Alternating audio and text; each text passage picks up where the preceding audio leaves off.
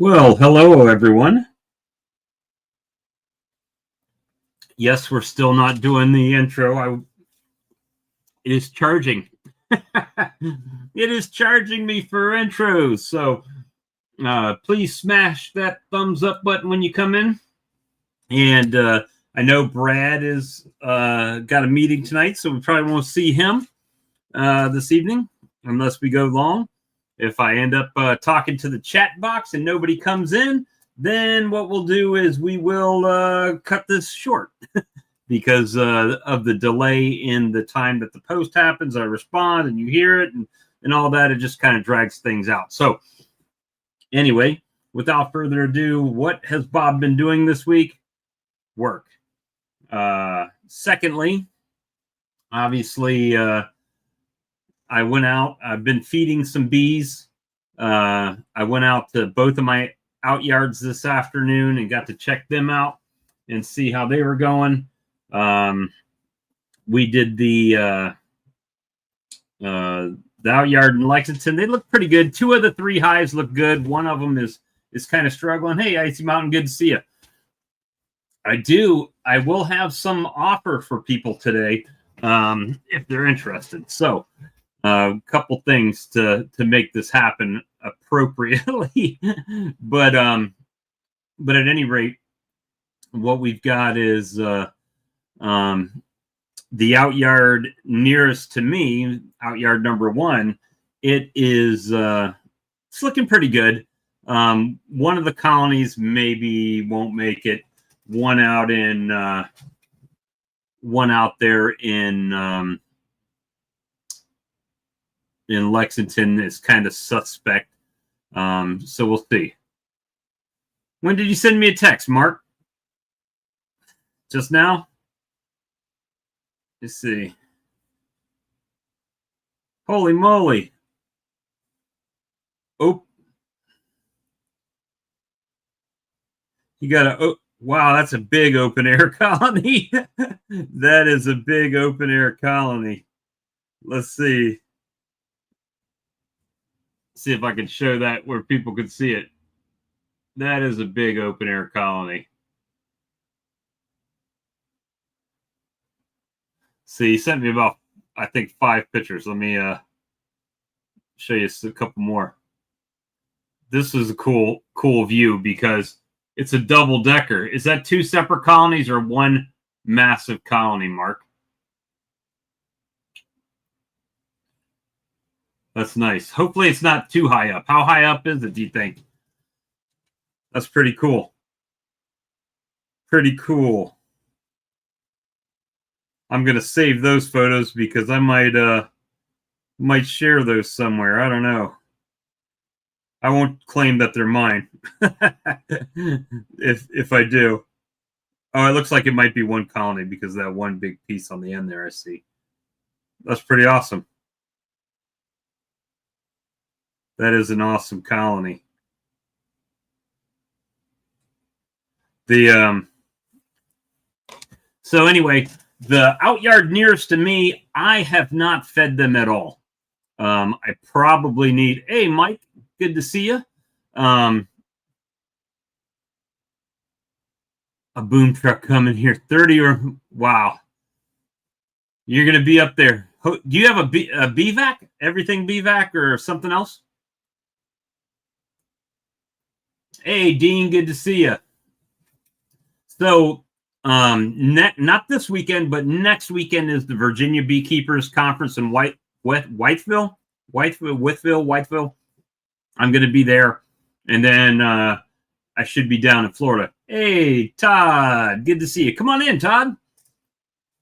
Got the link up, right up there by the StreamYard logo. Russell, good to see you. Novak. Hey, Roy, good to see you. So, it looks like we have a few people in here. So I'll tell you what I've been looking to do, and this is work related, guys. So what I'm wanting to do is I'm wanting to give out a kick butt discount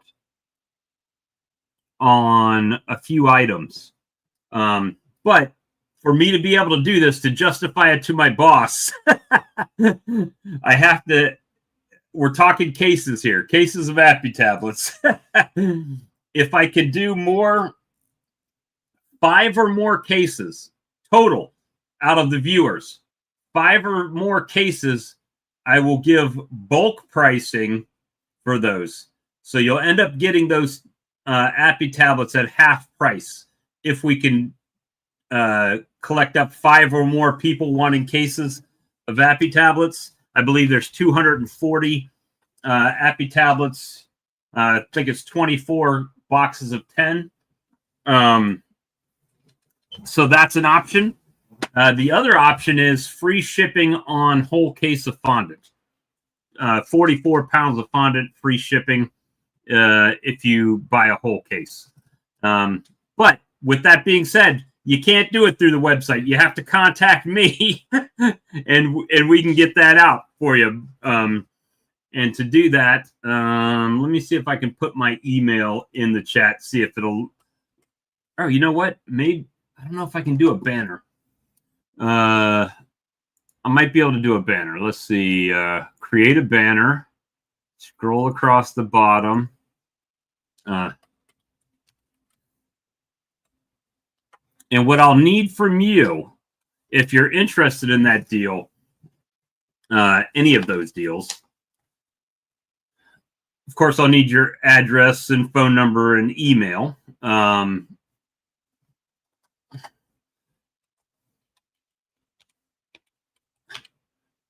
But I can get those out for you. So it's kind of like a, we'll call it a Nobby special, kind of like a Nobby special, only you don't have to carry it home with you. We'll just ship it to you, directly to you.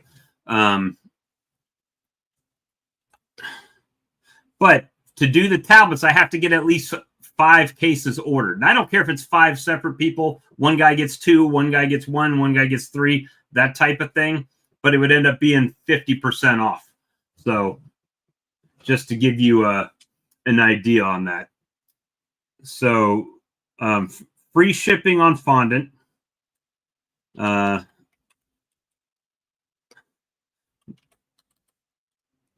Cases.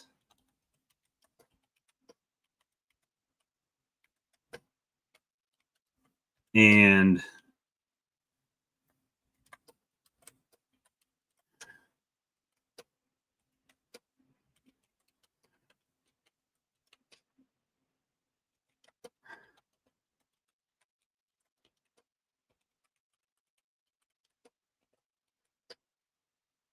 whoops, I'm just typing the banner here.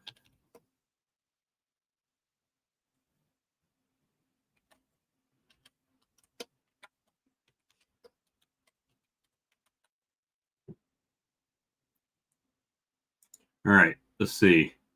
Show. There you go. It's got my email. It's got everything on there. So, hey, Keith, good to see you. So that's a little bit of a discount. Not trying to do a huge, make this a show about sales. But these are things I can do. There is 20 1 kilogram packs of fondant in a case. That's 44 pounds of fondant. They're individually packed by the kilogram. So it's a case of fondant is $90, but give you free shipping because that's a free, it's a discount. Give you free shipping on that. And if we get 5 or more people that email me about getting in on the Appy tablet cases, you get 240 tablets, but they'll essentially be half price. So I'll give you bulk pricing on that. Normally it's $40 a pack. I'll give them to you for $20 a pack. And we'll move some bulk, guys. Let's move some bulk. Kilogram is 2.2 pounds. And when I weighed mine, it was actually closer to like 2.3 pounds when I weighed one of them. So you're talking about 44 pounds.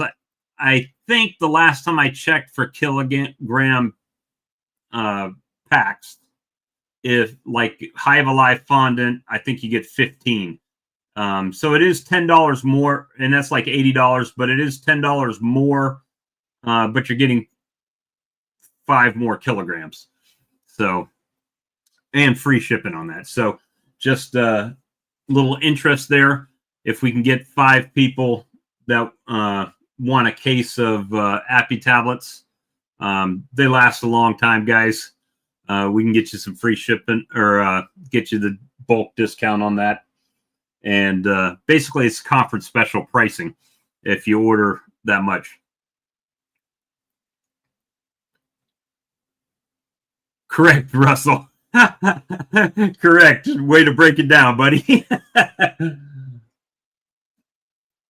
But yeah, the bees are looking pretty good. I actually cleaned up.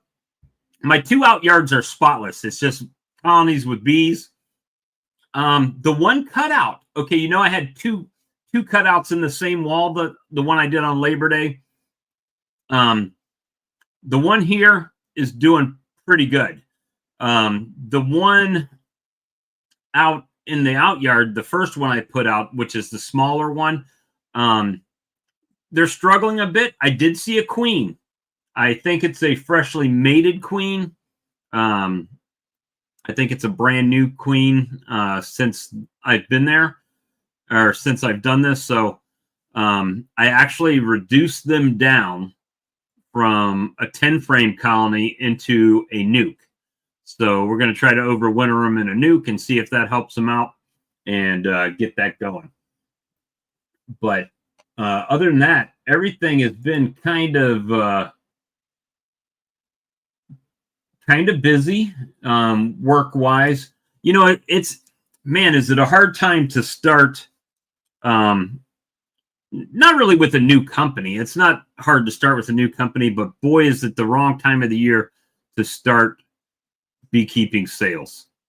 Because majority of people are trying to get their bees set up for the winter. And, you know, it's kind of that after season time where stores aren't really interested in new products and people are just kind of ready to get this year done and haven't really started thinking about next year too much. But that's what we're up against. So I'm trying to do as much as I can. Obviously, a lot of us on this channel do use the Appy tablets. Hell, that's all I've used for the last 2 years. I've used Viagra and Beneral to add to my liquid feed, and it seems to be doing really well. But as far as anything else, it's just you know, just use the Appy tablet, period. That's it. I haven't OA vaped in 2 years. I haven't used Apivar, Apigard, Formic Pro, anything in 2 years. So we'll see how it goes. So far, so good with it. Can't complain. But anyway, guys, the link's up here. Unless you want an extremely, extremely short stream tonight, need some people to come in. Mark Miller, you're on there. Drop in.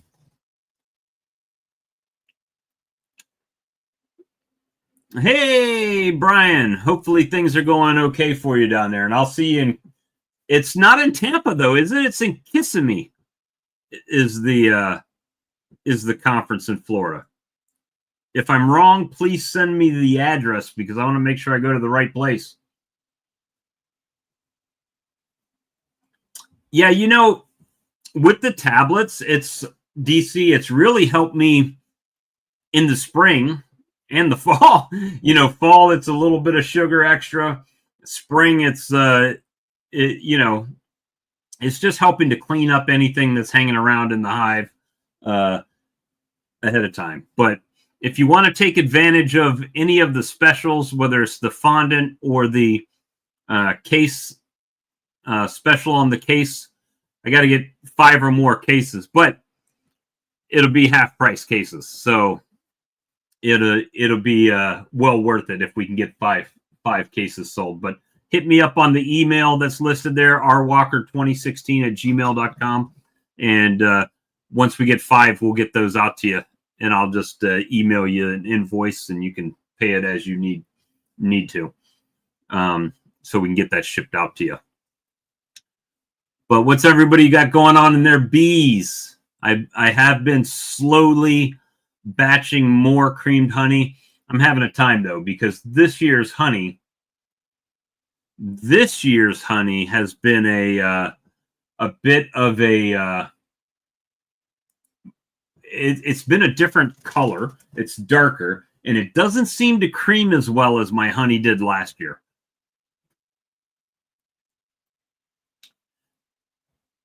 Yeah, 240 tablets per case. So it's 24 packs of these.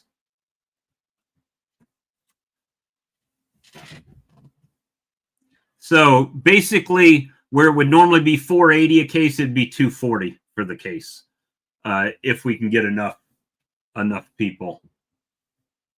And the only reason I say that, guys, is because I've got a price list here on the breakdown per tablet, and it's the conference price. 5 cases is over $1,000. So that's how I justify that. That's how I justify that. Hey, Lisa, good to see you. Keith, good to see you. Randy. Mouse contaminated cappings, honey. Oh, no. That's no good. That's no bueno. But yeah, I've been reaching out to stores as much as I can, and beekeepers as much as I can, just trying to make it go on. 40 pounds of honey became bee food. Bad part is they'll probably just store it back in the frame after they regurgitate it. USF near Busch Garden, Tampa. I've actually been to that Busch Gardens. December. Well, isn't there another one though? Florida. Oh, that's 2025.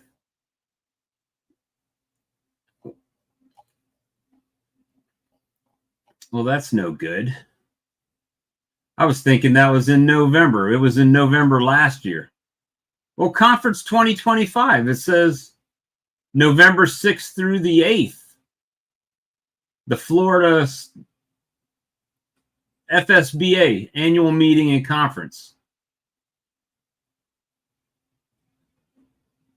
IFAS Extension Complex, Kissimmee Valley Lane, Kissimmee, Florida.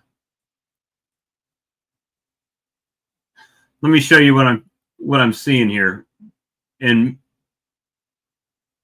I think this is what I'm talking about. Who knows? I don't know. I don't know what I'm looking at. Right here. Tickets are sold out. 2025. That says November 11th through November 8th.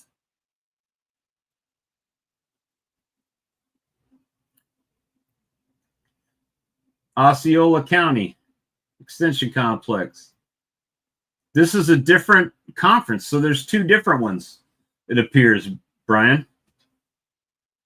Because the one you sent is a different one.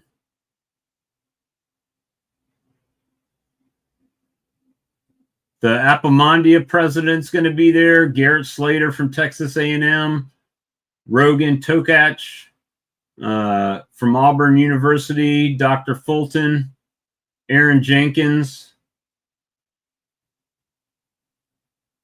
Bobcat Derby. And that's in November. The one you sent is in December. Right?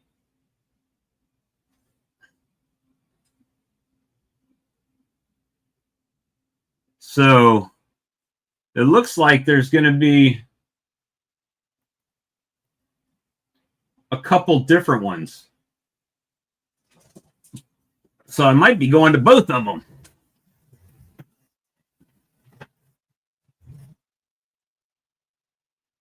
So that's interesting.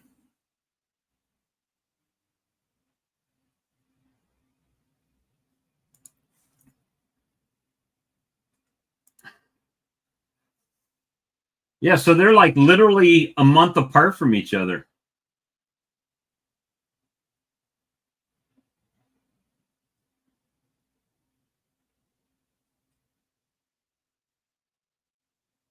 In a conference and trade show. Let's see. I wonder if it's got doesn't have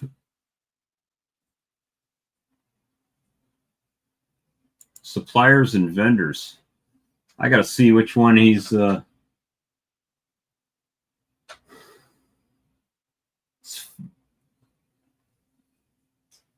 doesn't say who's going. I'll have to get with Mamet and see which one we're talking about here. Hey, Rodney, good to see you. So yeah, there's a couple different ones.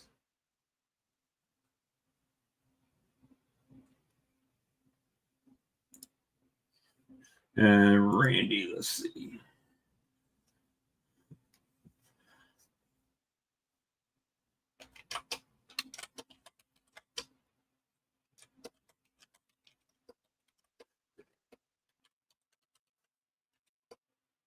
Hey, there we go.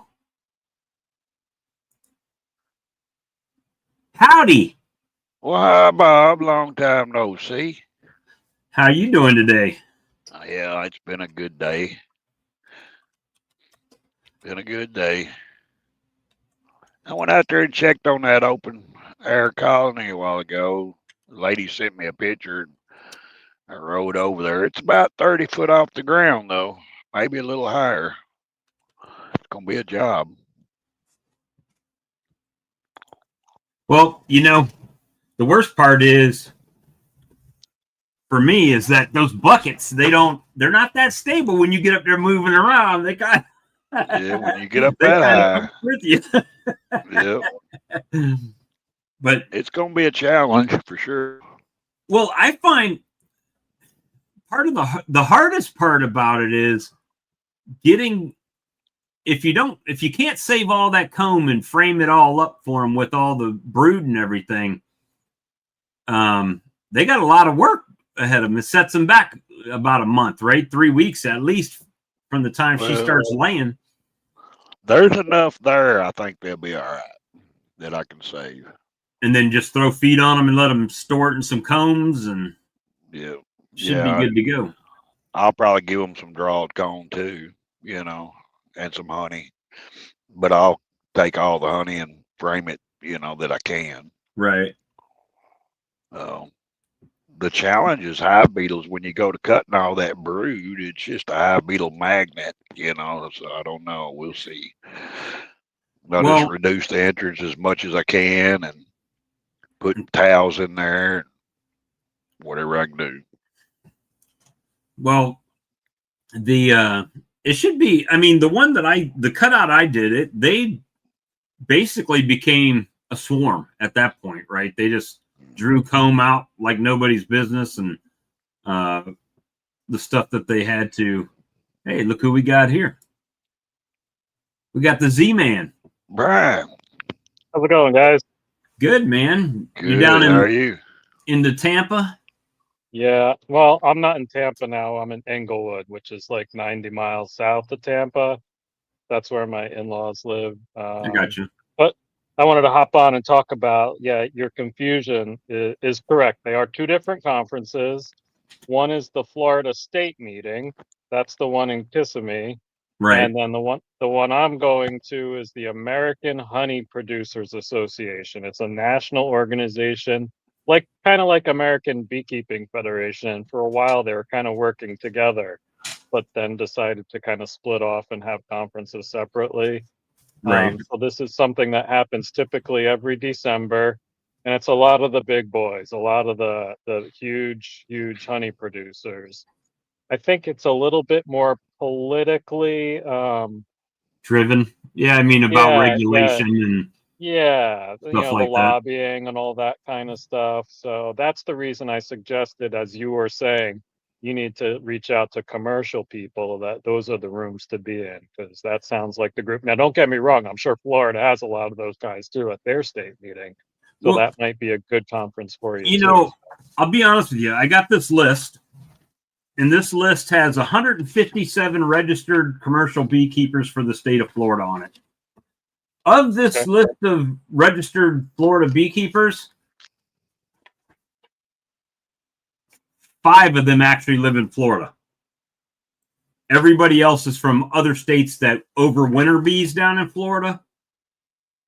So it's interesting. I mean, and be honest with you, I don't know if they just roll them down there and they leave them on a piece of property until time to move them out to the almonds, or if they actually are down there working them, or how they do it down there. So yeah, I wouldn't be the one to speak to that in an educated way. I'd be kind of guessing as well. be My something guess would be when that, you go to the shows, right?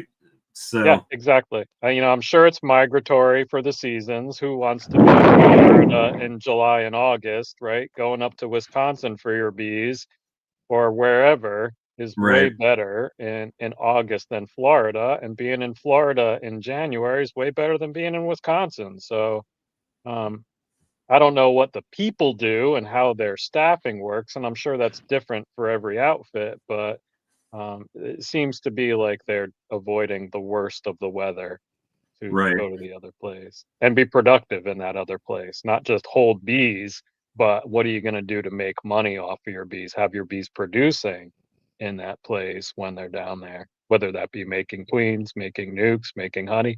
I don't know. I don't know what it's like to keep in Florida. So, um, it might be something I learn at some point in my life. Who knows? Who knows which way the future goes. Well, the my brother is down in West Palm Beach, Okay. and my daughter has since moved out of Tampa. It'd been nice to be able to just go down there, but she lives in Tennessee now, so so she's up there with Mark, a little bit I north. wonder if the Brazilian pepper's still producing down there. I know that I don't pretty know. I don't know the pretty much timing of any of it.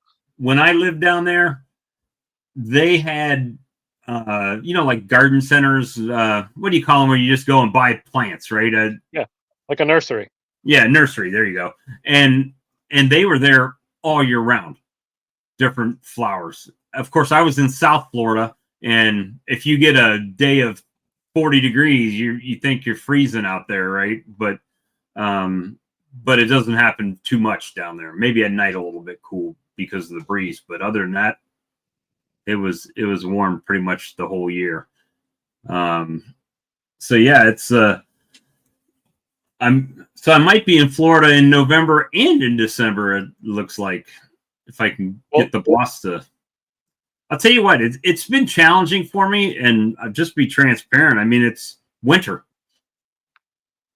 I mean, beekeeping supply sales in the winter are slow right out of the gate, right? So that's a challenge right there in itself. The other thing is the owner of the company went overseas 2 weeks after I started, so that kind of left me kind of dangling in the wind a little bit. But I'm working through it, man. WhatsApp for the phone calls to him and just doing what I can do, and trying to make some things happen. It's kind of challenging, to say the least. Look at that sharp-looking hat there, man. Holy cow. That is See that nice. hat? That is a nice looking hat. Looking good, Mr. Miller. Yeah, buddy. Thank you. Chad How says, you doing, yes, Mark? Brazilian pepper is still popping. I figured it might be. Chad, are you in Florida? Is he in Florida? Chad, are you down in Florida? And if so, whereabouts? Hey, Pete, good to see you. So, Mark, do you think the Brazilian pepper is blooming right now? I would think so. I went out to my out yard, and Zach, the guy that I'm working with over there, he showed me some little tiny. It's part of the aster family, but it's this little tiny flower on it. But boy, were the bees all over that. And I'm like, they cannot be getting too much out of that, but they're all over it. I mean, it was pretty impressive to see how many bees, and not just honeybees. I mean, the like bumblebees and wasps and everything were on that plant. So so it was pretty impressive because I don't have any of that around here that I've seen. Lots of Fort Meade, Florida. Fort Meade, Florida, Central Florida. Well, Central Florida, are you talking about around Orlando, or Central Florida as in just in the middle of the state, but down by like Okeechobee, Loxahatchee, and down that way? Yeah, it looks like it's east of Tampa and St. Pete. So south of Can't get Orlando, too a much. little Oh, west. east. I was about to say you can't get too far west of Tampa. Yeah, east. So Unless central. you're on Yeah, a boat. Brian, if you run up on any Tupelo, honey, get me some. I will. Yeah, absolutely. Sadly, though, I don't think we're going to be having much fun. I will go to a farmer's market Thursday morning, though. They have one here in Englewood. And I might get honey, but I've bought honey from the people there before. I actually like Brazilian pepper honey. I think it's got a nice little bite to it. I know it's not everybody's favorite, but here in Englewood was where I got introduced to it. We just went to the farmer's market and bought some, and I think I don't know, I like it. It's unique. It's got an interesting little bite. I'll tell you what, my creamed honey is struggling this year. It's just Mm. not creaming like it did last year. It's the honey's different. Normally, it's really light color. Kind of. This is a little bit dark. You can see it's starting to sludge, separate at the bottom, but this is a little bit darker than it normally is, and it just doesn't want to cream like the honey did last year. So I don't know. Struggling to get it to set up. When you say it's not creaming like it did, what else besides the color is different about it? Nothing really. I mean, I don't know. Like, I've never had my honey tested to see where it's coming from, right? As Sure. far as the flowers. So I always just say it's wildflower honey. And this year it just happened to be darker. We had more rain this year. Just a darker blend of honey, and it's just doesn't seem to cream as nice as the other one. And the creamed honey is darker in color. And it's been creaming for a long time. Like a long time. It just constantly runs. But it's good when you make cinnamon honey because it looks nice and dark and cinnamony. Cinnamony. But it's And Bob, that was going to be my exact suggestion. Use that honey to make honeys that you're adding things that work with the color, not against it. Like lemon creamed honey looks really nice light. Don't right. make that. Cinnamon, perfect. Cinnamon, add some of those- strawberry, blueberry, Yeah, raspberry, exactly. anything with color. Yeah. Yep. It makes it a little bit better. But it's just been, and it doesn't want to set up as fast. Like when I've had stuff in that cooler now that I put the Inkbird on it to keep the temperature range. It's not setting up quick at all. So I don't know. I don't know what I'm gonna do. Did you separate? I'm sorry. Go ahead. Did you separate your batches by yard? Because you have 2 yards now. No. Did you notice much difference between the honey at the yards? Yes and no as far as separation. So, like, I extracted all of the stuff out of that yard into one bucket, but I can't say that I took that one bucket and didn't add it to the other bucket, right? Right. So that's kind of add some canola honey with it. If I had canola honey, I would. But yeah, it's not setting like before. So we'll see. We'll play with it and see what we've got. But other than that, I started using those new dishes. So that's a couple, it's not in glass, so maybe that has something to do with it.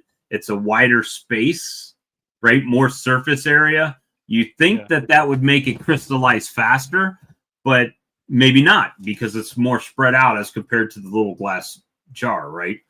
So we'll see how it ends up. And every day, I didn't do it today, but every day I've been going out with my GoPro and doing a little test to see, and doing it on the camera. So hopefully when I finally get to the end of this video, might be next year, if it never creams up, right? But we're working on it. We're trying new things over here to try to make it happen. But all right.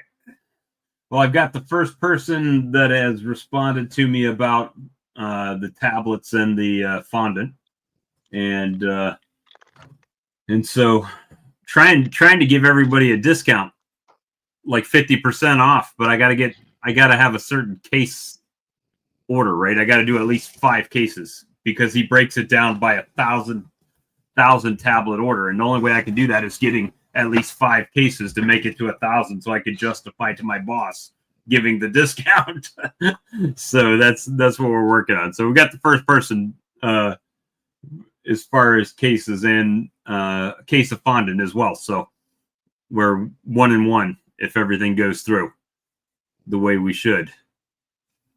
So it's a good deal if you want to save 50% on it. Hey, Mr. Larry, good to see you. But yeah, man, it's been a really interesting year. Overall, I'm happy with the beekeeping year. I mean, I had substantially less colonies, but I didn't make substantially less honey. So I actually made more honey percentage-wise than colonies that I had. So it was an increase in production. So that was a good thing. Other than that, wrapping it up like everybody else. Thanks, Steve. Appreciate you, buddy. And how many colonies are you up to now? Each of you? Me, I think I'm going into winter with 82. Where you at, Mark? That's plenty for me. I have pulled it down to about 48. 48. Is that your sweet spot? That's where you want to kind of be at now? I may pull it down a little bit more. I'm going to combine some more if it don't rain Saturday. How many queens did you end up doing this year, or you didn't really mess with it too much? I didn't mess with it a whole lot. I started off okay, but then we got all that rain, and it just rained and rained and rained, and I just quit. I couldn't work in the rain. I would probably, I think I want to get up to that range, like 50. It's kind of where I want to be. 40 to 50 would be perfect. We'll see how the winter treats us. I thought about, I've got a lot of support locally here from people as far as bees, like willing to let me bring bees and put them on their property, or people that are dedicated coming to buy honey from me, stuff like that. I thought about it as far as even, and I don't know, I've never had anybody that has done this that has shared information with me on it. As far as allowing people to basically adopt a hive type of situation, right? Like you see Lawrence at Black Mountain Honey, how he has like a sticker on there from like a restaurant or a business. Is kind of like a NASCAR endorsement, right? Where they pay for the bees, and it's like advertising for them almost. I mean, it's not really advertising. So if you're doing it on a individual basis, like if Mark said, "Hey, I'll support you. How much is it going to cost me?" Well, $200, and that just covers the bees, right? And I provide all the equipment. And then I don't know what other than that they would benefit. Do people share honey with them, or give them a certain amount of free honey off of it, or how does that work? Have you ever seen that kind of thing happen before? there's all different kinds of models. Yeah. I mean, I've seen like Bohemia Bees has a thing on his website where you can adopt a hive type of situation. But I don't know if obviously you don't know if anybody's clicked it or if they've done it or if it's just on his website to fill up a tab or you don't really know how that goes. Well, I'm collecting donations for that open air colony to get a boom truck. That boom trucks, they're not cheap to rent either. Right. Yeah. You got a buddy with a forklift and one of them buckets. When I worked at a warehouse one time, they had a metal bucket that they just run the forks in, and you would stand in it with a chain, and they would just lift it up. Yeah, I got a buddy that's got a boom truck, so if he's available whenever we get ready to do it. And when I was in the CBs, we had just strapped spikes to our legs and climbed the pole. Climbed the old power pole there. In my younger days, I would have done it off of a ladder, but I'm not doing it nowadays. Yeah, 30 feet? No. I'm not afraid of falling. It's just that sudden stop at the end that really gets you. Yeah. And it's harder to work a colony like that, because you've got to cut the cone down, put it in the frames. You got to have somewhere to work, and it's hard to do that off of a ladder. I had a nightmare with my cutout, the cutouts that I did, because I was noob about it, right? I took the comb and everything, and I did the old dirt rooster and threw it all in a garbage bag, right? Because I only gave them one section of brood and some combs, fresh comb, already drawn comb for them to work with, and they did pretty well with it that way. But there was a lot of honey and stuff in there, and I wasn't wanting to crush and strain it, so I was like, I'll dump all that comb and honey right into my open feeder and let the bees just rob it all out. And then I got lazy and didn't go back and collect all that comb and everything out and the brood. And like you said, it's a hive beetle magnet. And boy, I went out there the other day. I was like, you know what? I'll melt some of that wax down while I did this little wax block. And I'm like, I'll just start melting some wax down a little bit at a time. And I went out there, and there was so many beetle larvae. I mean, it was a maggot bin is what it was. And I was like, you know what? I'm not even messing with this because they can't climb out of the tote, and they just dehydrate or drown when it rains. So I'm just like, just leave it alone. But it was bad. Michael from 21st Bees wants to know if I'm in the chat. No, he's not in the chat. He's in the screen. Hey, Michael. Thanks for responding, by the way.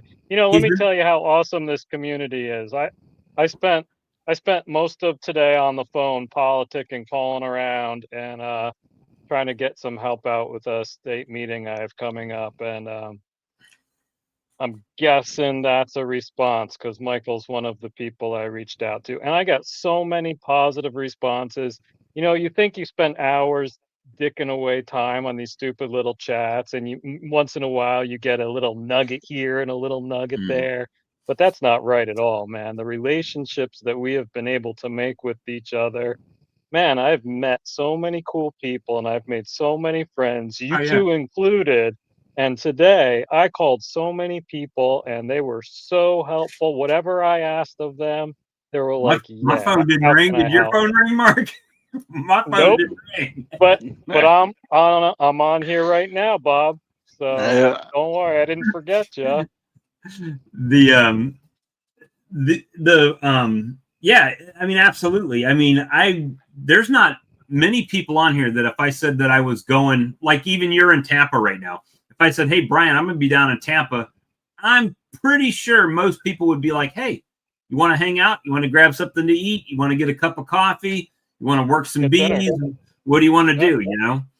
And yeah, it's amazing.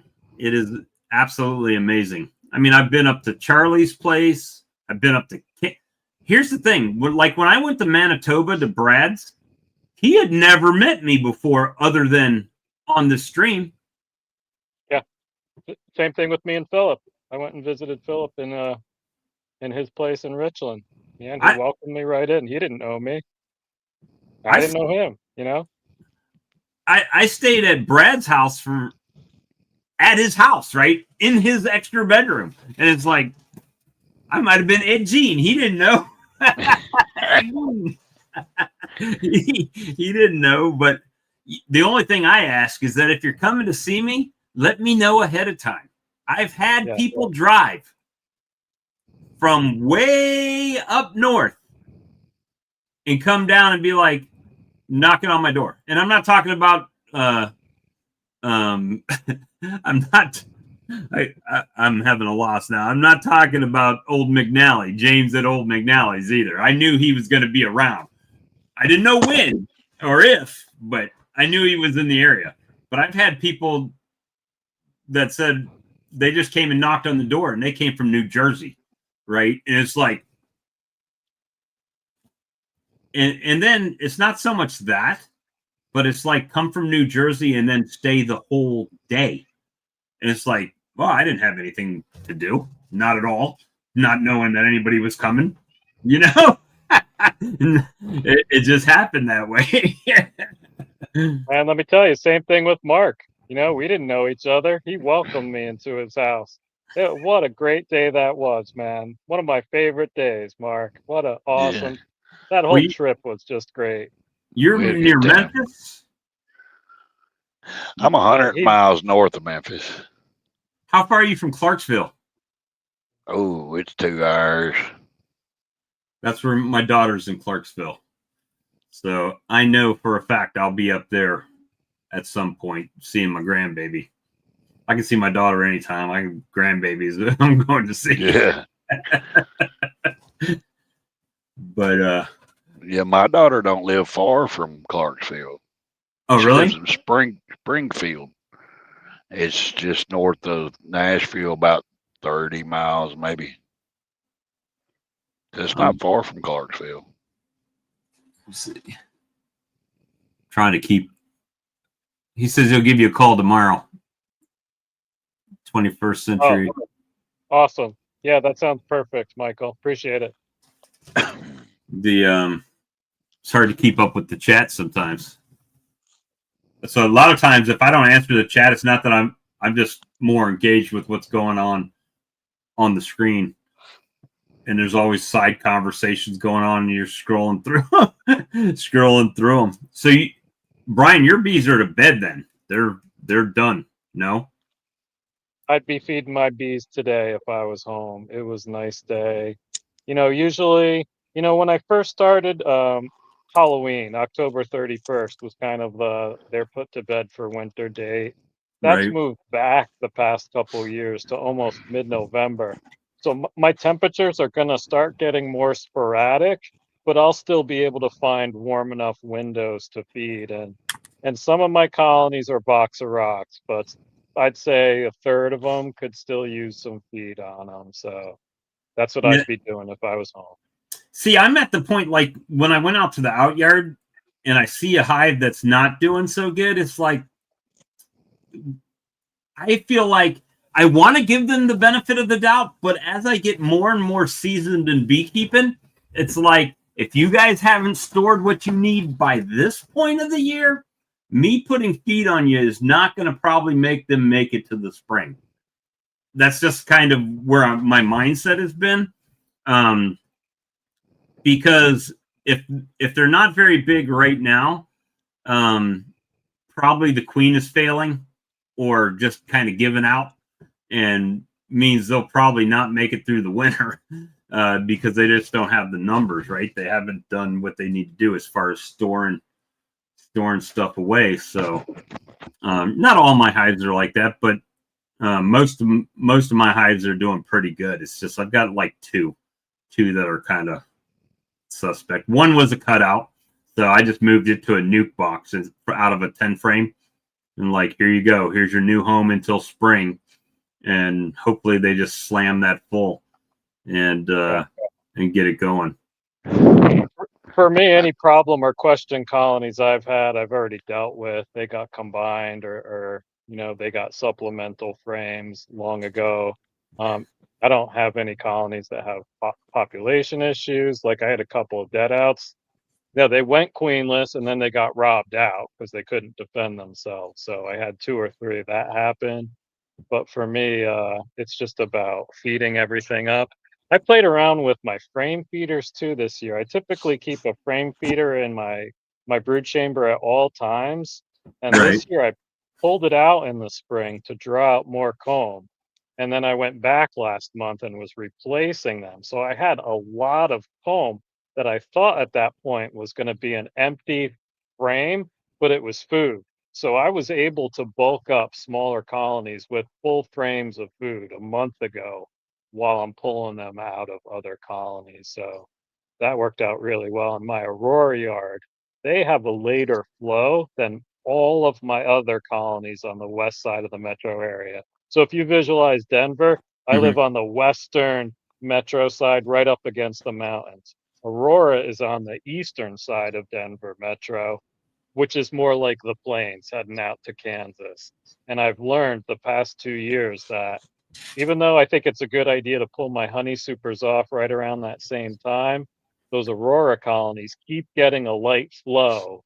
So they need almost no feed in the fall or less feed because they're getting that steady trickle that my western suburbs aren't getting at all.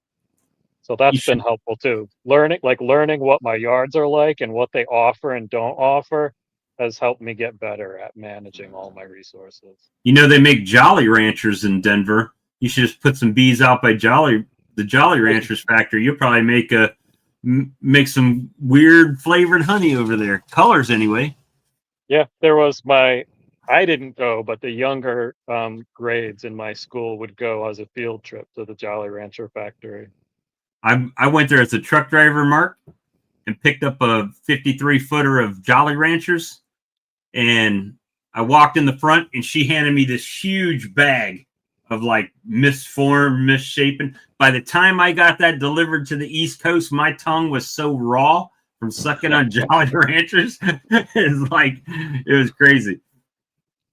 But, one of the benefits, probably the nastiest load I've ever taken is I went up to New Jersey and picked up a load of cocoa beans that they make chocolate out of. Those things stink. They smell nothing like chocolate. They are nasty smelling things. But Brian, have you added any new flavors of creamed honey this year? Anything different? Yeah. I don't know if matcha is new this year, but we did a matcha creamed honey.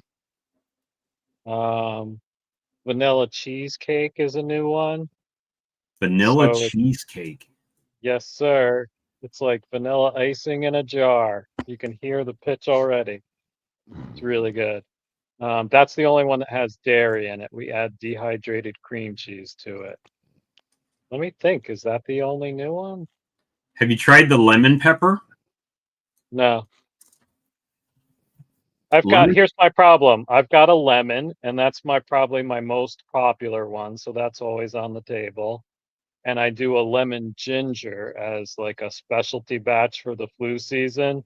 So I'm probably like 2/3 sold out of that batch. I don't want to go too far on the lemon, I have so many flavors already, and then I get the customer. Last table I had out, I had 15 different flavors. When I went to the show in West Virginia, I took literally over 200 jars of creamed honey with me. Because when I went to the North Carolina show and it was selling, I sold everything I had. So I didn't know how much I would sell at the show or not. So I was like, I'm just taking it all. and sold a little bit. I didn't sell as much as I thought I might, but it's interesting for sure. And I was hoping that. So I don't know. So you tell me if this is a good trade-off. So obviously these things cost almost $1 a piece. The little deli dishes cost about 11 or 12 cents a piece. I got 240 for $50, right? However, they hold a little bit more honey than these do. I was weighing them last night, and they're about 10.2 or 10.3 ounces in the deli dish. And this has 8 ounces in it. So it's 2 ounces difference. But the amount of money that I'm saving on the container, I almost can justify keeping my price the same, because I'm not spending the money on the container. I'm spending it in honey. So the trade-off, I'm saving 70 cents. I understand what you're saying. So can you get the same price for each packaging? See, when you say, what do you mean? Can I get the same price for the packaging? Like, can you put the glass jar on the table and get the same price than if you put the plastic one on the table? I might. Will they pay the top? You know what I mean? Will they pay $15 for that one? If so, will they pay $15 for that one? Does the packaging impact how much your customer is willing to pay? Here, probably not. That's a good point. Here or there matters, right? Yeah. If I was at a show like you, where it's more artisan-y, yeah, maybe not, right? Or maybe I could justify, hey, this is a nicer container that might be more eye appealing to them. But here at my table in my front yard, it becomes a value situation. Look, you're getting a little bit more honey in this container compared to this container. The thing I like about the deli containers is it's easier to scoop out. Philip and I had this exact conversation today, not about the deli containers, but about hex jar regret. I sometimes I have hex jar regret for two reasons. One is the convenience for the customer. It's kind of a pain because there's all those corners in there, right? And then the other one is the potential for getting some sort of label machine is pretty much gone in my scale if I'm using a hex jar as opposed to a round jar. And that would save me so much time to be able to have an automated or a semi-automated labeling system. But the trade-off is, like you said, I've got the customer base that will look at that fancy packaging and pay fancy packaging price for it. Now, here's the other thing I was contemplating. Only using the deli container for my hottest sellers, like the lemon or the cinnamon, or plain, even something like that sells more, right? And using these for the more specialized lemon peppers and espresso and stuff like that, the stuff that doesn't sell as frequently, but it's more of a niche market, where that makes sense because now it's in a better jar. They're getting a little bit less product, but it's nicer. And I might be able to get $12 for the glass jar because it's more of an elite product or an artisan type product compared to just a cinnamon or something like that, right? Yeah. Russell says the glass jar is more appealing. I agree, but I also think that's an opinion. And I think you have to figure out what your general customer's population opinion is and go with that. Well, right now, every jar I sell is something that I'm having to train somebody that they like it, right? Isn't that good? Try these Brussels sprouts, It's that type of thing. I got my cats right here bugging the crap out of me too. This deer's loud. This one normally. Kitty. He weighs about 17 pounds. Nice. He's fat. I put this one on a diet. Now she's got that bat wings under her belly where she shrunk down, and she's got the soft skin. Yeah, that is true. So what I did last year, let me just get this. And I was thinking, I didn't really implement it last year. I even contemplated making what is in here. Oh, okay. Well, this has my mini beehives in it. But this was a Oh no. rendition that I did last year, and obviously I got mini beehives in it from last year that I made on my laser. But doing an iteration of this is a little bit big, but this will hold. If I put some like straw in it or something, it would hold about 3 jars with the box. So That's a nice nice little packaging. Yeah, so if somebody wanted a Christmas present, right? Basically 3 jars of honey in the box. I could even put, burn a logo in it or something like that, or Happy Holidays or Merry Christmas or whatever, to do.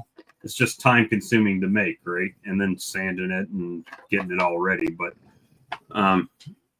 I have a X-Tool D1 Pro. It's just a tabletop dealy do.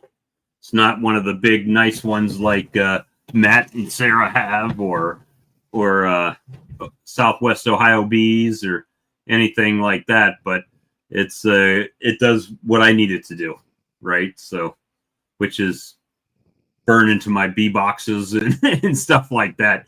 Nothing drastic. But all right. See, Russell knows the packaging of the hex jar. He gets it.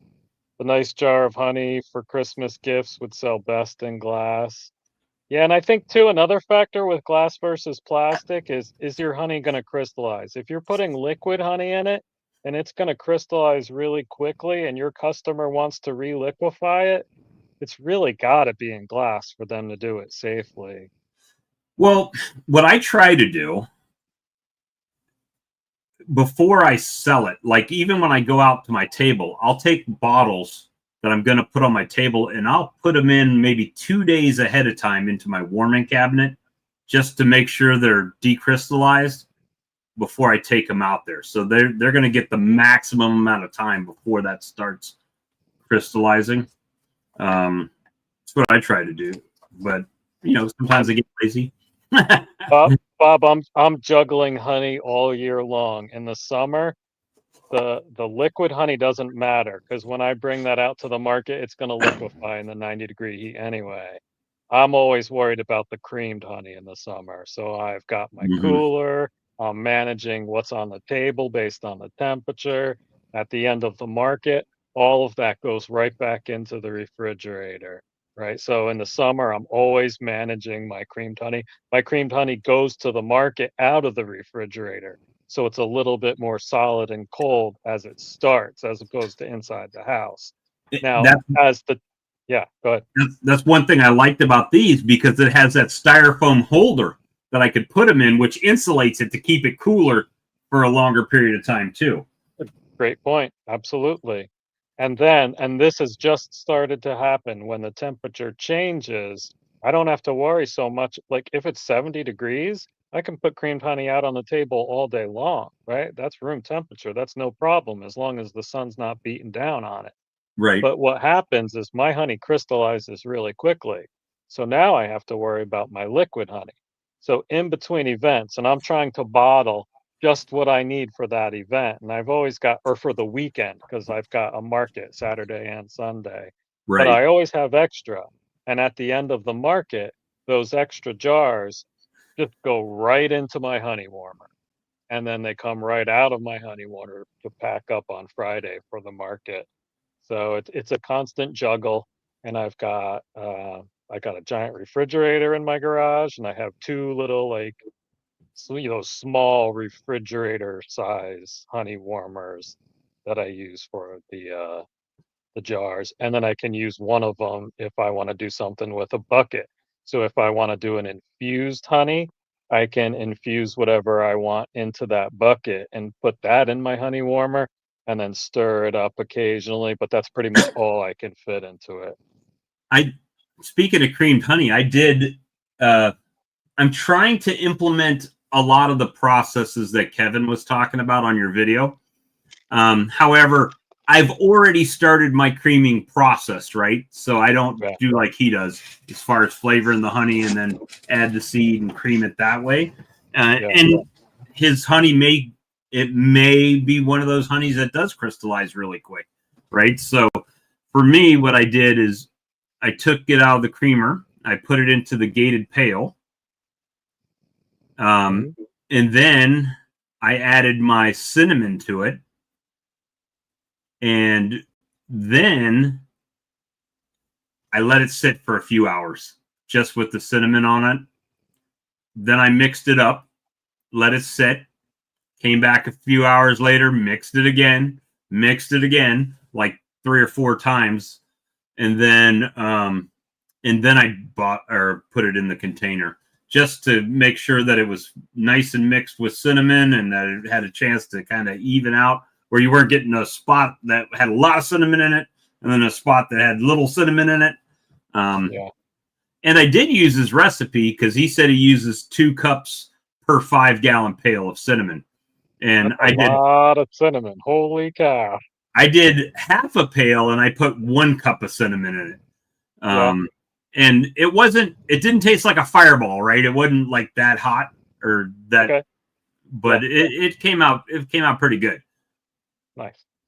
And that's why I balk when people ask me like how much of this, how much of that, because it's really about personal taste. Well, it's more than that though, because people ask me that and I say I just flavor each batch to my taste, because every honey harvest and honey tastes a little bit different. So if you start off with a different taste in honey, it might take more to get that cinnamon flavor that you're looking for, the lemon flavor, right? So I can't say use a cup, because a cup may not be enough, or it might be too much, depending on the flavor profile of the honey.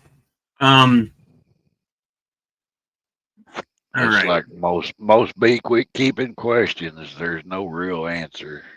Right. Yeah. I just have a lot of those little spoons that I taste it as I go. And then I even do that, like I mix basically 2.5 gallons at a time of whatever flavor it's going to be. I could do less, but that's pretty much what I'm doing. Half a bucket of flavor at a time, because I'm not going to shows like Brian is every time and not going to go through it that fast. But what I do is the first batch I'll flavor, and then the second batch I'll flavor, and then I'll mix that whole thing up. So it kind of averages between my taste buds to make one consistent batch, right? And then that batch is going to be all the same. So so it generally works pretty good. Do you see the question on the screen? Yeah. I more or less use the dice method, but I don't bring it up to that temperature that dice recommends. Me neither. So first of all, I want to back up and say anyone who does creamed honey, I recommend reading Dice's paper. Edwin Dice wrote this paper back in like 1930, and it's called The Fermentation and Crystallization of Honey. And it's essentially his PhD thesis. And it talks about the relationship between fermentation and crystallization, because there is one. It's really interesting. And I'm not going to go into it all here. But the point of heating the honey to that temperature is twofold. One is to get rid of all the crystals. So your seed is what all the honey is crystallizing off of, not whatever's left in there. So I warm my honey to about 120 degrees to do that. I don't warm it up to pasteurize it. That's the other point, to kill any yeast in there, to prevent fermentation. My honey is so low in water content that it's never going to get to that place when it starts to separate. where there might be pockets that will ferment. So I never worry about that high temperature. Now that's because of my situation for honey. So I'm not saying everyone should do that. I'm saying that's why I do that.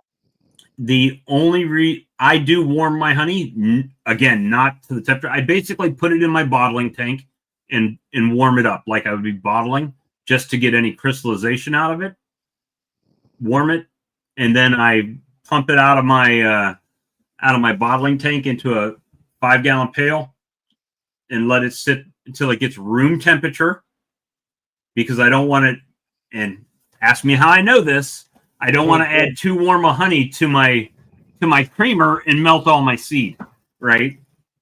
So I let it cool down to room temperature, and then I add it to my creamer, and that's how I do it. So yeah, I just want to make sure that I'm controlling the crystallization size, and that's all I'm doing. I'm not trying to heat it up and sterilize it and or pasteurize it, I guess is the appropriate word of it, and work it that way. And it worked pretty good last year. This year, struggling just to get it to set up, but I've got enough creamed honey. Matter of fact, I've got my refrigerator is full out there, and I've got 30 containers, deli containers in the house. I've got 26 of them stacked up on my stove, and some of them in the crisper of my main refrigerator here in the house that I use for ourselves, because I don't have the room. So I'm going to have to do that this week. I'm going to have to go out there and figure it out, right? That's what we got to do, figure it out. So just trying to make it fit. What I really need to do is sell some of this stuff. I need to sell a bunch is what I need to do. So it's I agree. And some of the stuff, some of the flavors you'll try and it may not go over good, and then you end up stuck with those, right? So a lot of times what'll happen is, while I'm talking to people, if I've got something that's just not moving for whatever reason, maybe it wasn't a popular flavor or something, I'll say, hey, you know what? You just bought $100 worth of honey for me. Let me give you one of these to try it. Yeah. And what's the worst that can happen? They might get a taste for it, or they say, hey, I like the creamed honey. I just didn't care for that flavor that much or something. Whatever. Well, here, try this one next time, right? Until they finally hit on one. But it eventually will happen. I'll tell you what surprised me, and I probably should have done this year, but I didn't. Next year, it's going to happen. The barbecue sauce that I made, it sold out crazy fast, and I didn't make more of it. And now I'm getting feedback on that. I need a bigger jar. I need a bigger container of it. I'll make as much as you want, sir, if you're willing to pay for it. How much do you want? I'll make you up a special batch. Whatever. But it really did sell well. And I just, when grilling season was around, for some reason I just didn't go through the troubles. Well, partially I had a job that kept me late every night. So that was an issue. But typically that stuff sells pretty good. And it's like everything else. Here, taste this barbecue sauce. And the honey barbecue sauce, but I made it with the fresh pepper hot honey that I used because I had so much of it, and I had some left after I jarred it in the bucket. And I'm like, well, let me use this honey for it, and it just gave it a nice little extra flavor. But I've got about probably 50 jars, 45 or 50 jars of that hot honey still left, sitting in the cases ready to go in the warmer. So I'll just take a 3, 4, 5 jars out, put them in the warmer, decrystallize them, and then bring them out and put them on the table. And then when those get low, I'll put a few more in. I've learned a lot of lessons about these warmers and coolers, though. Don't leave it in there because it will get very dark very quick in there if you leave it too long. And figure yourself out a good rotation, right? Make sure you're putting the new stuff to the back, so you're pulling the stuff you put in first out first, right? And otherwise, you'll say, "Did I just put that jar in, or was that last time I put that in?" And then next time you come back and it looks like maple syrup or caramel, really dark. But just little stuff that happens. Let's see. My honey warmer tip for everyone out there is garlic. Be careful of garlic. Don't put garlic in your honey warmer. It'll smell up the place. I spent a year airing one out, and I finally put 2 cases back in because I can still smell it every time I Right. go in there. I'm like, I still smell it. God damn it! So finally, I had 2 cases that were crystallizing, and I was getting ready for a big festival. So I'm like, I'm just gonna throw them in there. Gave them a week in there. I took them to the festival, and my tester was my wife. I didn't tell her. She didn't say a word. She didn't say anything. We sold both of those cases. So after the festival, I was like, garlic smell's gone. You know how I know? She's like, how? Because I used it. And I Right. sold the case of espresso and I sold the case of chai. Did you smell it at all on it? And she's like, no. All right, there we go. And she's like the pickiest eater ever. So she would smell it if it was just the slightest off. Is But yeah. So when you do I've never done that. I've seen people just like put garlic cloves inside of their honey and like ferment it that way. But won't that explode a container? Won't it pop the cap off of it? Or You have to be careful about the pressure in there. Absolutely. When things ferment, they off gas, and you have to be mindful of that. 100%. That is true. I made a batch of no, I tried to make a batch of um cherry brandy. This was when I was playing with my still before I was doing essential oils. I was learning how to use it, and I was making a batch of cherry brandy, and I had the mash in my front room, and it exploded, and it looked like bloody murder because it was all over the wall, all it looked like over. somebody took a shotgun to themselves. So right now there's a file cabinet on top of that part of the car. You don't use one of the little burper valves thing that has the water in it? Oh, I did. Yes, I did. And And it it was still too much for it. could not keep up. No, this was what it was, a glass one. It wasn't like a plastic Oh, cup. carboy. Yeah, carboy. Yep, and it just pushed it right out the top and exploded. Yeah. So did Yeah. you cover it up about like I covered up the shotgun hole in the floor? Pretty much. But Jen Yeah. laughed. I don't think I was quite in the doghouse as you were there, Yeah, I Mark. was in a bad way. Yeah. That's funny. It happens. She got a new floor out of it. I spilled hot wax on my floor, like beeswax when I was pouring it. I wasn't careful enough when I was pouring the hot water with the wax in it. The next thing you know, I got a nice waxy floor. Yeah.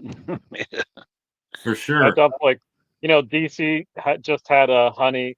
First of all, he's had a great year. He's really grown as a beekeeper. He's had an awesome honey harvest, and he just experienced his first big honey setback with the mouse getting in a bucket. That's a big bummer, but we've all had things like that happen. I dumped 3 gallons of honey on my kitchen floor. I decrystallized it. I warmed it up a little bit much, and it was one of those like 15-hour days, and I should have stopped an hour ago. I was exhausted. Just picked up the bucket and just tipped it, thinking it was going to come out slow, and it did. It came out like water, and I missed the bucket on the floor by like 2 feet. And it was one of those Jen, like I'm yelling and cursing, and Jen comes in the room, and I'm just like, "Go away! You don't want to be around me right now." You know, so You it's know, happened to all of us. I'll tell you what, Roy, the Mike's Hot Honey, man, they literally are everywhere now. I think there's like hot honey sandwiches at some fast food restaurants with Mike's and all kinds of stuff. But I'm not, and maybe it's my honey snobbedness, is that I'm not a big fan of Mike's Hot Honey. I saw a video on how they make it, and they essentially are just using crushed red pepper and honey, and it's nothing real special, I guess. But it is hey, it is putting it out there. So if people are definitely hearing about it, so hot honey, what is that? And let them taste it. Oh, I like that. Give me one of those. I like, Brian, I like how you've done it to where you've been at enough shows that in markets and stuff where people have really, you've grown your market. Would you be willing to share what kind of growth you've experienced since you started the shows to now? As far as, I don't need exact, I'm not looking for exact dollar numbers or anything like that, but if you could say percentage from like your first year to now, has it gone up 100%, 200%? And I know you have the numbers, but they're not with you, but Yeah, I don't know that exactly. I can tell you we've been very lucky. We've been very successful. This year we probably, well, I mean, every year's different. I can't say we did more, I can't say we did less. But we've tried different things every year, and we've maxed out, let's put it that way. For us to grow any more, it would take Jen quitting her job and focusing on the business. I don't want to hire anyone but my family. I don't, you know what I mean? right, So I'll hire my kids. I'll figure out how we can get Jen on full board. But we went from, gosh, I think I started the business officially with 31 colonies. We knew we had to formalize the business from the very beginning. So we got a business license and we got insurance because we knew we wanted to do the markets, because because we went to the markets on the weekends, and that's what we would do, was hang out on like a, date afternoon. And you could see the money that was in the markets, and we were like, that's where we want to be. So we made sure we set up our business for that. So we went from, like, I literally remember Bob standing in the booth at our very first event, and Jen looks at me and goes, "If this starts to become real," and I just go, "Whoa, this feels pretty fucking real to me right now. So you better right, get on board, because I am in." And we went from that, just doing whatever, I don't know, 10 events that year, to now we do um, 2 markets every weekend from the beginning of May to the end of October. I've grown as a beekeeper to the point where I'm supplying all of my honey that I'm selling at those markets, and that's how we've grown. There's been years where I've had to start by buying buckets at the beginning of the year, but it's always been, we would add more events as we have more honey. And you've seen the other products that we've built around that booth, right, but we've gotten to the point now where I'm paying myself a salary. Um, it's modest compared to other salaries out there if you put it on a, list of professions, but it's a regular monthly salary, and um, I'll be able to pay myself for the rest of the year as I am right now for 2025. So I don't know if that answers your question good enough. I am definitely skirting around numbers a little bit. Not because I'm not willing to share percentages, but just because I don't know them. right. Our Well, I growth, mean, obviously, it went from you having to work a job to not working a job and still that's being able correct. to maintain. So, That's definitely had a correct. lot of growth there, right? So Yeah. So the now, first 2 years of my business, I was working half time as a teacher, and then the other half time I was going in. And this whole time, Jen's been working full time, and we get health insurance through her, so that's been a huge financial benefit to us as well. Yeah. So So I took a little different look at what I was doing. So the first 5 years that I was beekeeping, I was just selling the honey to help pay for equipment and do that type of thing, right? Which is a great plan.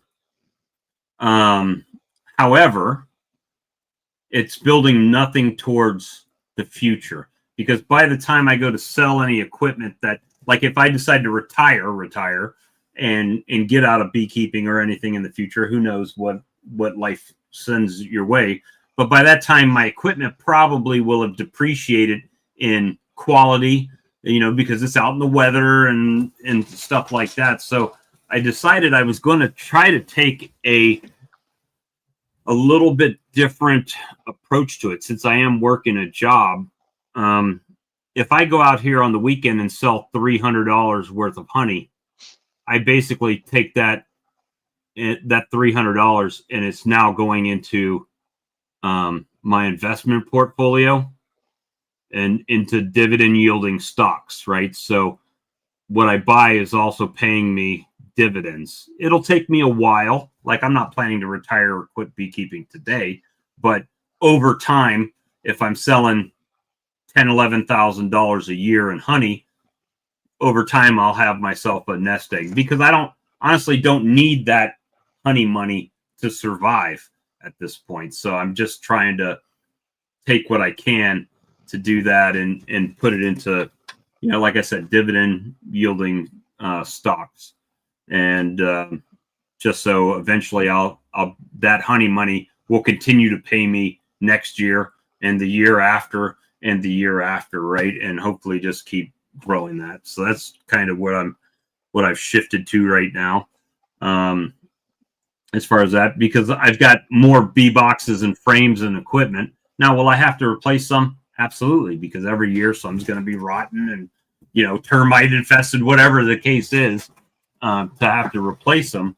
But I am, I hit 55. I think you hit 55 this year too, didn't you? Or close, Brian? 53. Yes, sir. 53. So looking back on it, it was 6 years ago that I kept bees.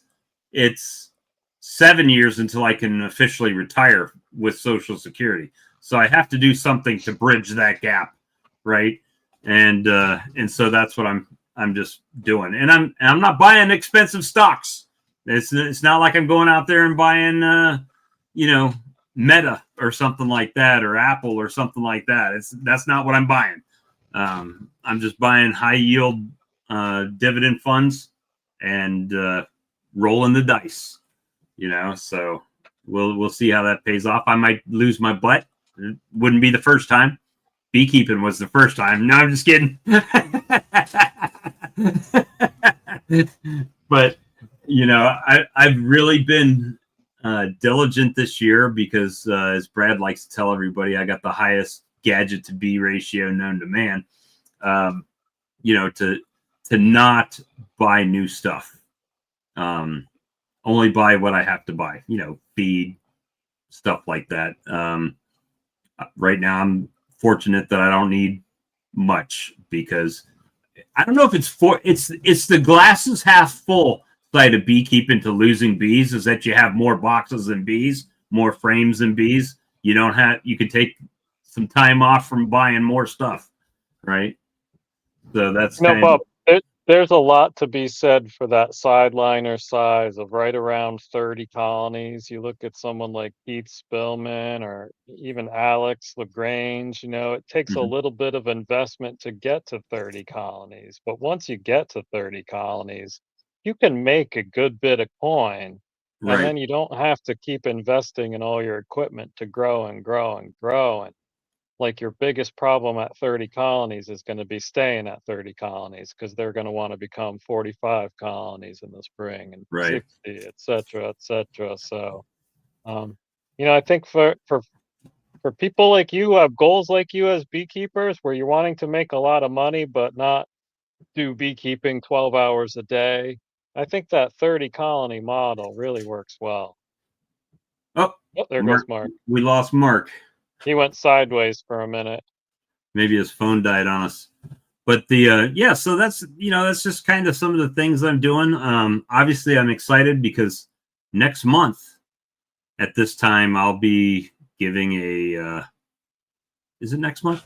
Yeah, November. Yeah, I'm giving the conversation at the Lexington County Beekeepers Association. So I've got an hour. I've got to go for an hour.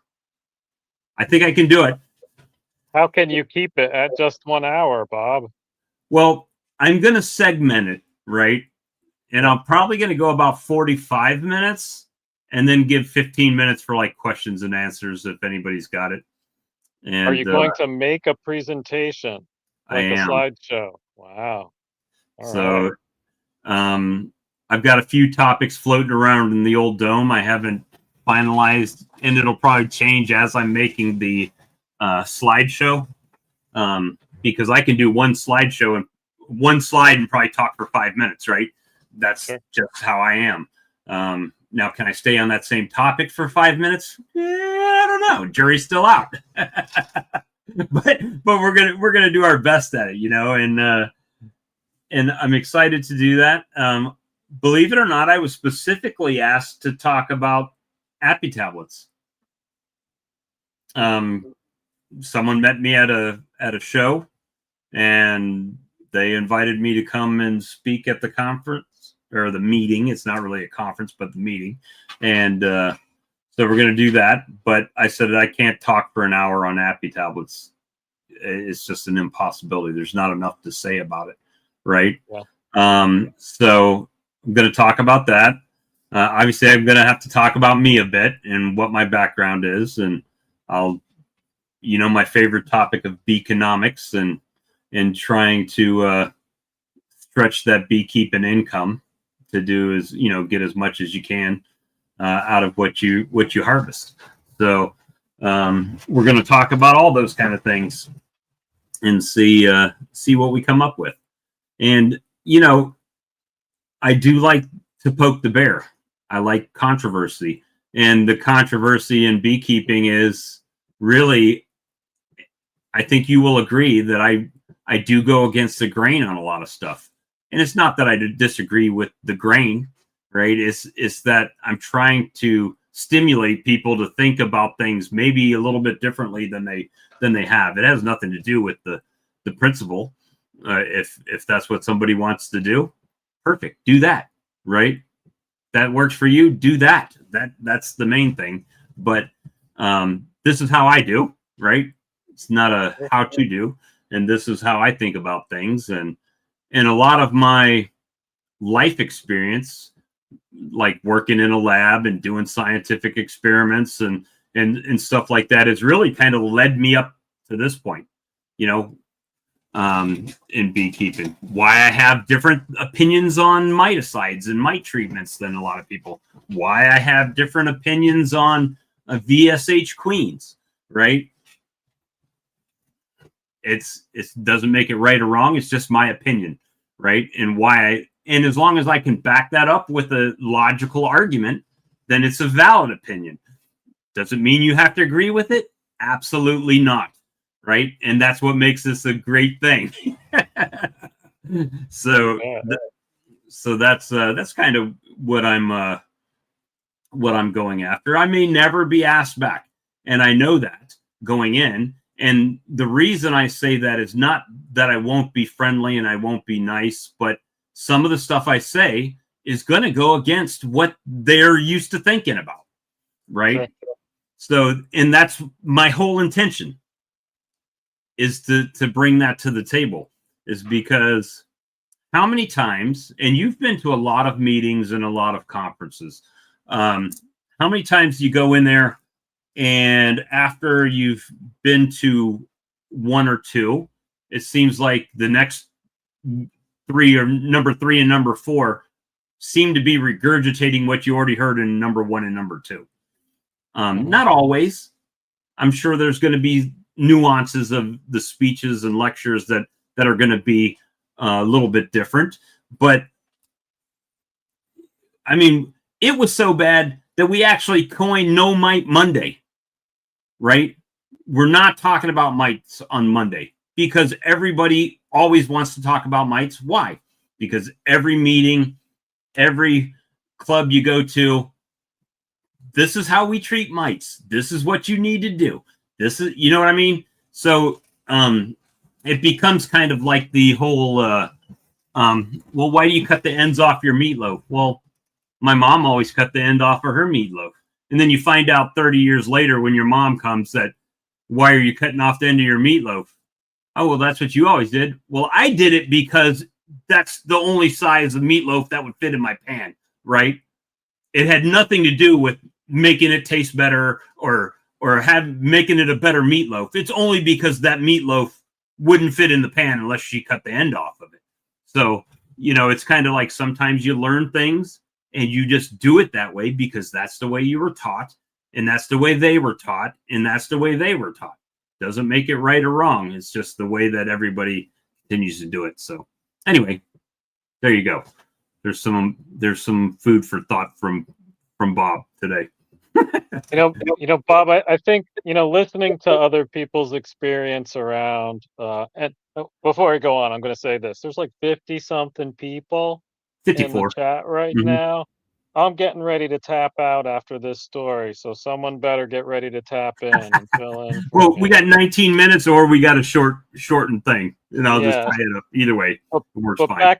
back to my story. I think I've been lucky in hearing about other people's experience with local clubs in the sense that um, the clubs that I went to were pretty okay in the sense that they gave me what I needed as a new beekeeper.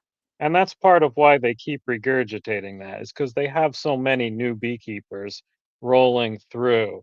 But as I got through that, I stepped away from the local club and started going to the state's master beekeeping stuff because I didn't want to hear that stuff anymore, right?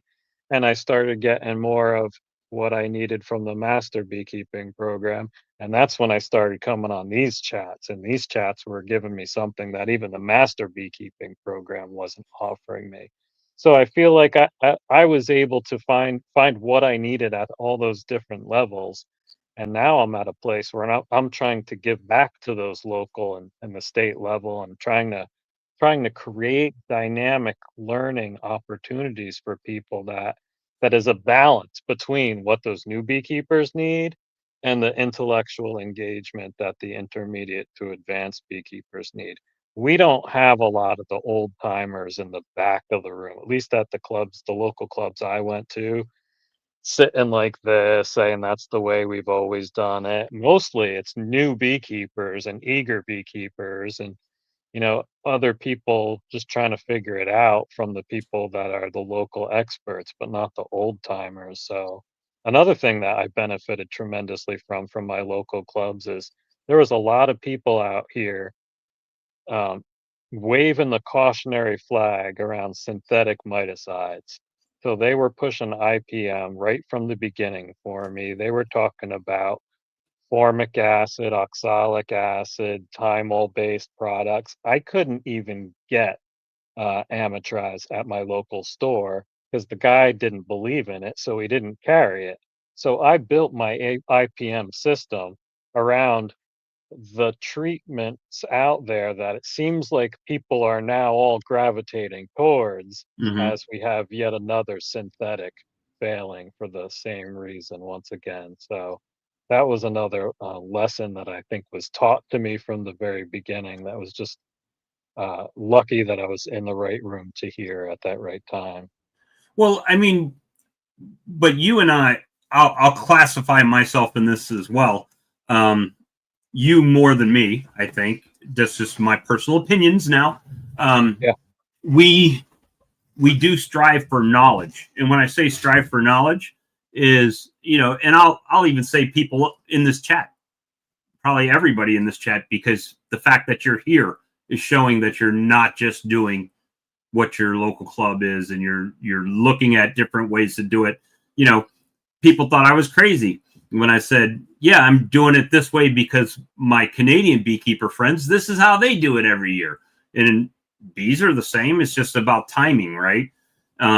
So trying things outside of the box and experimenting with other people's ways and methods other than the normal what you hear in a club.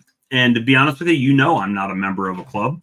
I'm not in a club. I was surprised I was asked to be speaking at a club because I'm not a member of that club. I have bees in that area, so I could be a member of that club, but I'm not, right? Because I've always treated this like this is our bee club meeting and meets once a week, and we have 50 to 60 members. Sometimes there's more. Sometimes we have 80 to 100 when I was doing it all the time. And now it's more like the 50 to 60, but that's fine. Same thing with the bee club. You go, you might have 30, 45. Who knows? Some bigger clubs might have 100. I don't know. But here, I feel like we do have anybody in the chat can ask a question. Anybody can jump in. It's just one of those things to where I feel we have free-flowing knowledge, right? You don't have to be afraid to say, hey, what is this black thing on my frame? And someone says, hey, that's a hive beetle, right? We'll take time and explain that. And this is what I do for hive beetles. And Brian might say, well, I don't really have hive beetles. And Brad will say, we absolutely don't have hive beetles, right? So it just allows us to be able to share knowledge freely without feeling like we're standing up in front of 45 people and being that stupid question, right? Because we don't care here. Where I think it's more from a personal side when you have to stand up at a group or raise your hand and ask a question that you feel some kind of way that you may feel inferior, for a lack of better word, than the other beekeeper. And I'll be honest with you, I don't care. When I ask a question or say something, I don't care if it sounds stupid. Sometimes I ask stupid questions just to get people going. It doesn't matter, right? A lot of times on this chat, I'll ask questions that I already know the answer to. Like, I'll have a conversation with Brad at 11 o'clock in the morning, and we'll be sitting here talking, and then we'll do a live stream later that night. I'll ask him the question that I already know that he's answered me, just so other people can hear the answer, right? Or somebody's thought on that. And that's kind of how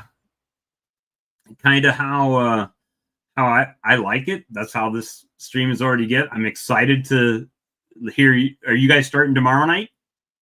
We'll give you a plug. Yes.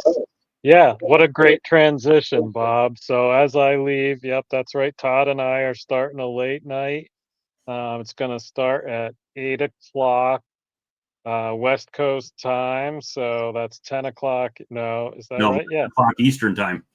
Yeah, gosh, I better show up. I actually clicked on the notification as I saw it on YouTube today, and I was like, well, that was stupid. I'm gonna get the link for it.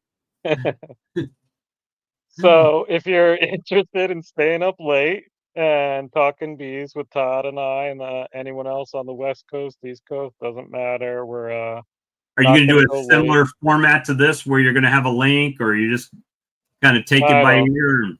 ear? It will evolve organically. Yeah, Like definitely this we'll time? have Yeah. people on, we'll have the chat out there. People can, or the link so people can pop on. It's not going to be super late. I'm sure at some point we'll have a guest or two. It's going to be probably pretty irregular as far as schedule goes. I can probably hit a pretty more regular schedule in the winter than in the summer for sure. But yeah, just going to be casual and real. Better watch out. You might get some of that notoriety that Charlie's got. Yeah. You never know. And with that, good night, everyone. If someone can pop in for the last bit of the chat, that would help out Bob. Give him someone Well, to we got talk about to. 12 minutes. I'll go over the thing that's scrolling across the screen, and then I'll show up Perfect. with you guys tomorrow and talk in your chat box at least. Appreciate it, Bob. Good seeing you, All right. man. Hey, thanks. I appreciate it, Brian. Thank you. Take care. Good night. All right, everyone. So we're winding it down here. Obviously, you've been looking at this scrolling crazy thing on the bottom. So, couple things that it's going to say. First of all, you got to email the order to me. Don't try to order it from the company because they won't know what's going on. This is something that I'm doing as a salesperson for Appimon. Appy tablets. I've got 1 confirmed order currently. I need to get 5 confirmed orders of a case of Appy tablets. If you commit to ordering a case, what you're going to get is a half price case because I'll go back to this. I got a 1,000 to 2,000 tablets. I can give them to them for half price. So that's the 5 cases. I've got confirmed 1 case. I need to sell 4 more cases. 4 more people got to email me saying they want a case and they'll get it at half price. The other thing is cases of fondant. If you want a case of fondant, email me that you want a case of the fondant. And it's $90, but I'll get you free shipping on it. And that's 44 pounds of fondant. It's 20 1-kilogram packs. So you get a little bit more fondant than you do in like a Hive Alive case of fondant. It's packed very similarly. You just score it with the razor blade and put it on the hive, and it's good to go. And I'll give you free shipping on that. But you got to email me. I've got 1 email so far since we've been on the stream. I understand some people will watch this tomorrow or something like that, or when we get off the live stream here, shoot me an email that you want one. What'll happen is, I haven't seen any problems with the fondant because it's wrapped in cellophane. So it doesn't, give me 1 second. I'm going to get up. I've got one here. Hold on.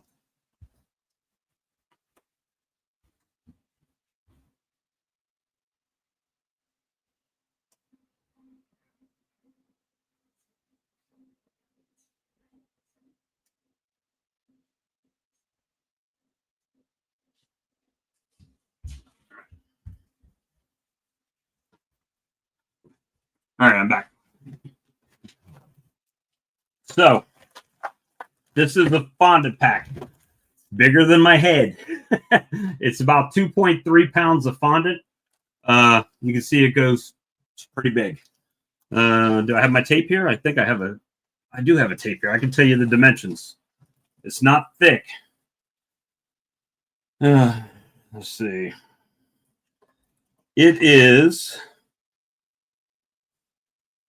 12.5 inches long by 9 inches wide, the fondant. And it's in a packet, right? So in the packet, you just score it with the razor blade, set it on there, or cut a hole out. The bees will get in there and they'll eat it. So yep, no problem with the beetles or anything, because even if beetles do get in here, they're stupid. They can't seem to find their way back out. So they get stuck in the packet. The bees have no problem getting in there and eating the fondant. So 44 pounds of fondant, $90, and we'll pay shipping for that and get that to you. So really, I can do the fondant without the tablets. So if you just want fondant, you don't have to get them both. But if you just want fondant, send me an email with fondant. If you want to get the tablets, I need to get at least 4 more to get the discount. So it'll, especially DC, it works really good over the winter too as emergency feed. Just score it, put it on there. If they don't eat it, put them back in a Ziploc bag, throw them in your freezer. They'll be fine. So definitely got plenty of that stuff going. But at any rate, guys, I appreciate every one of you. Steve, thank you for that super chat. Helps things go a little bit further. But we'll call it a night. And thank you, Mark and Brian, for coming in and spending some time with us in the chat. And we will see you guys tomorrow night over on I don't know whose channel it's going to be on. Is it going to be on Brian's or is it going to be on Todd's? I don't know. So we'll have to keep a lookout on both of those. If you haven't followed and subscribed to both of those people, please do. And make sure you get the notifications. Ring the notification bell. And at that time, it's on Todd's tomorrow. Okay. So, guys, you guys have a wonderful evening. I appreciate all of you. Hit me up in the email. One more time, it's rwalker2016@gmail.com. And I'll be able to process those orders for you and get that stuff sent out to you. Appreciate y'all. You have a good week, and we'll see you later. Good night.